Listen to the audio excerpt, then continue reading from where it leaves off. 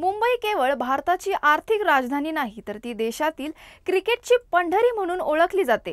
सुट्टीच्या दिवशी मैदानावर गल्लीबोळात हजारो युवक क्रिकेट खेळताना दिसतात, तेव्हा या शहरातील क्रिकेट प्रेमाची झलक दिसून येते। ही समृद्ध परंपरा जपण्यासाठी आणि भावी पिढ्यांसमोर क्रिकेटचा सुवर्ण इतिहास मांडण्यासाठी मुंबई क्रिकेट असोसिएशनने वानखेडे स्टेडियममध्ये भव्य क्रिकेट संग्रहालय उभारले। ही प्रक्रिया आता अंतिम टप्प्यात असून येत्या रविवारी हे संग्रहालय सर्वसामान्य नागरिक आणि क्रिकेट प्रेमींसाठी खुले करण्यात येणार आहे। या संग्रहालयात देश विदेशातील नामांकित खेळाडूंची माहिती, त्यांचे कारकिर्दीतील महत्त्वाचे क्षण तसेच ऐतिहासिक क्रिकेट प्रसंगाचे दस्तावेज सादर करण्यात आलेत।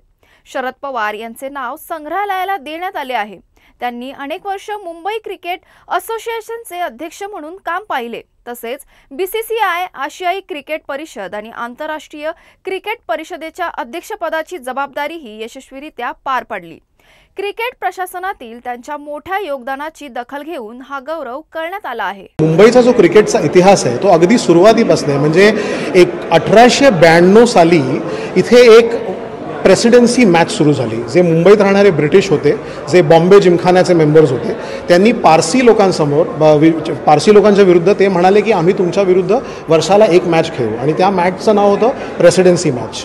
1907 साली हिंदूंनी टीम हे केली आणि हिंदूंनी ते टुर्नामेंट जॉईन केलं, तर मग ती प्रेसिडेन्सी मॅच झाली ट्रायंग्युलर। त्याच्यानंतर मुस्लिम्सची टीम आली 1912 साली, मग ते टुर्नामेंट झालं क्वाड्रँग्युलर। आणि मग 1937 साली जे उरले होते म्हणजे अँग्लो इंडियन्स, ज्यूज, कॅथलिक्स, त्यांनी एक टीम तयार केली रेस्ट, आणि असं ते एक पेंटँग्युलर टुर्नामेंट झालं। आणि रणजी ट्रॉफी सुरू होईपर्यंत पेंटँग्युलर हे जे मुंबईत पेंटँग्युलर दरवर्षी व्हायचं ते इंडियाचं मेन डोमेस्टिक कॉम्पिटिशन होतं। पूर्ण देशातले लोक पेंटँग्युलर खेळायला यायचे। हिंदूंसाठी खेळायचे, मुस्लिमसाठी खेळायचे, आणि जे जिमखानाच्या टीम्सचं सिलेक्शन करायचे ते आजही आहेत।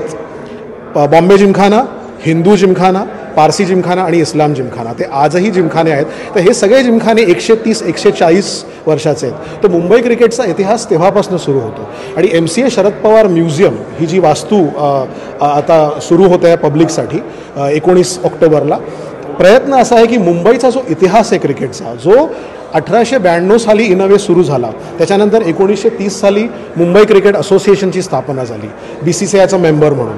तर ह्या सगळ्या वर्षात मुंबई क्रिकेटनी जे दिग्गज क्रिकेटर्स प्रोड्यूस केले, जे फक्त मुंबईसाठी चांगले खेळले नाहीत पण त्यांनी इंटरनॅशनल लेवलवरती विश्वविक्रम केले, ह्या सगळ्यांचं जे कॉन्ट्रीब्युशन आहे ते कॉन्ट्रीब्युशन दाखवायचा आम्ही प्रयत्न करतो या म्युझियममध्ये।